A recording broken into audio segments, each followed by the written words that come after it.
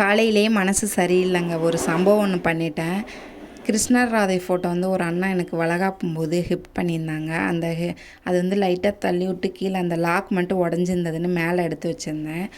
அது மேலே வந்து தம்பி கார் இருந்திருக்கு மலுக்கு, அதை எடுக்கிறேன்னு சொல்லிவிட்டு அது கீழே விழுந்துருச்சுங்க. அது தனியாக அந்த மயில் ரெக்கம் மட்டும் உடஞ்சிருச்சு. ஒரு மாதிரி கஷ்டமாக இருந்தது, என்னடா காலையிலேயே உடஞ்சிருச்சு அப்படின்னு சொல்லிட்டு. வேறு என்ன பண்ணுறது, அதை உடஞ்சிருச்சுன்னு எடுத்து அங்கிட்ட வச்சுட்டு சமையல் வேலை பார்க்கலான்னு அப்புறம் சமைக்கிறதுக்கு வந்துட்டேன். இன்றைக்கி பெருசாக ஒன்றும் சமைக்கலைங்க. சாப்பாடு வச்சுட்டு தயிர் தாளிச்சிட்டு கேரட் பொரியல் தான் செஞ்சுருந்தேன்.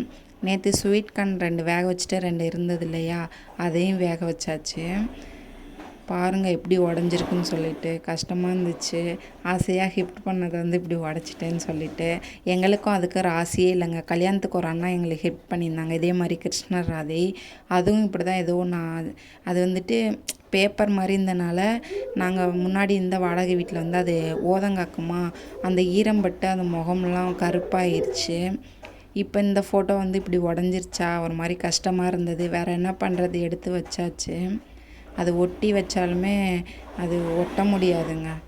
அப்புறம் தண்ணி வந்தது, தண்ணி பிடிச்சிட்டு வீட்டுக்காருக்கு சாப்பாடெலாம் கொடுத்துட்டு அவங்கள வேலைக்கு தாட்டி விட்டாச்சு. இதுதாங்க இன்றைக்கி எங்கள் வீட்டில் சாப்பாடு தயிர் தாளிச்சாச்சு, கேரட் பொரியல், அப்புறம் நேற்று வச்ச ஊறுகாய் கொஞ்சம் இருந்ததா, அதை வச்சு இன்றைக்கி சமாளிச்சிடலான்னு சொல்லிட்டு விட்டாச்சு. அவ்வளோதான் ஃப்ரெண்ட்ஸ். மினி விளாக் பிடிச்சா